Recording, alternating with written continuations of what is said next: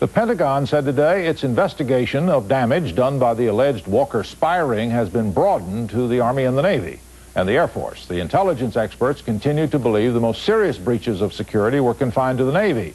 But because of shared communications technology, it's possible some classified Army and Air Force information might have been compromised.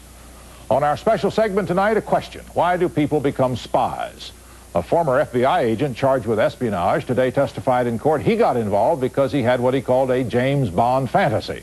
Traditionally, people get involved in espionage because of politics. But as John Dancy reports, it's the popular image of adventure and wealth that is motivating modern spies. Nobody these days is spying to help the Soviet Union or to further their ideology, because their ideology is pretty much bankrupt. Christopher Boyce is one of a new breed of spies. Like the Walkers, he had access to top-secret codes. He sold them to the Soviets and went to prison for life, not for ideology, but for money and a chance to be somebody. In looking at those cases that have come to light over the last 15 years, I don't know of a single case where ideology played a role at all.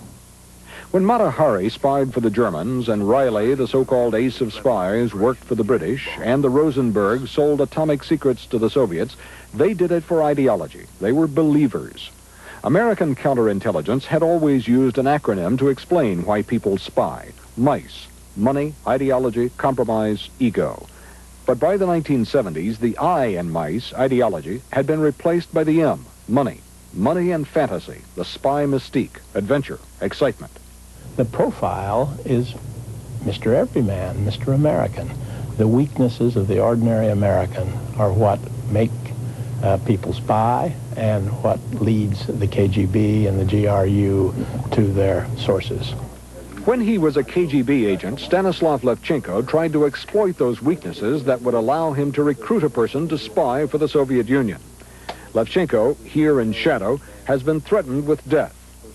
He says his work was harder because there is no profile of a typical spy. In intelligence business, there is no such profile, because if there would be such profile, then counterintelligence work will be very, easy, and it just can prevent any kind of cases of espionage. Anybody can be Soviet agent. Journalists are favorite targets. The KGB twice tried to recruit former Newsweek correspondent Arno de Borgrave in the 50s and 60s to spread disinformation, Soviet propaganda. I was wined and dined and massaged by Mr. Kazansky, who was Minister Counsel of the Soviet Embassy, who told me I was already one of the world's most important journalists. I could become one of the world's most famous journalists. I said, how? He said, by simply developing a social conscience. I said, what does that mean? He said, denouncing the evils of the CIA and American imperialism, and I think we can help you. In other words, they were trying to use me as a conduit for disinformation, and I reported that to the CIA at the time in Paris. Most spies these days are what the KGB calls walk-ins, volunteers. Christopher Boyce and Andrew Dalton Lee, whose story was told in this movie, The Falcon and the Snowman, volunteered to commit treason. This is a business, Chris. We've got to expand. You're sick. For 2 years, Boyce sold secrets he had access to as code clerk at TRW, a defense contractor. A child of the turbulent 60s and 70s, Boyce wanted to make a political statement, ideology, and saw himself uniquely qualified to do it because of his job, ego.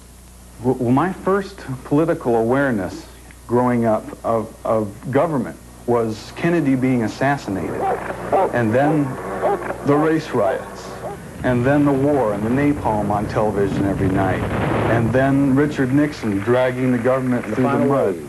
And when he went down is when I started.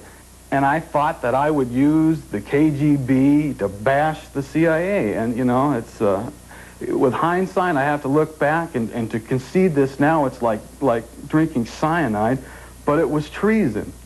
Friends and acquaintances now say John Walker's ego and lifestyle, like Boyce's, made him ripe for recruitment as a spy, but there was no way to predict it. We now have psychological profiles to identify in advance serial killers and child molesters. But what the government doesn't yet know, and has to find out, is at what point human weakness leads someone to commit treason. John Washington. The furor created by the Walker spy case today led Republican Senator Stevens of Alaska to introduce a bill making peacetime espionage punishable by death. Yesterday, Defense Secretary Weinberger said peacetime spies should be shot. Senator Stevens said today he thinks such execution on television.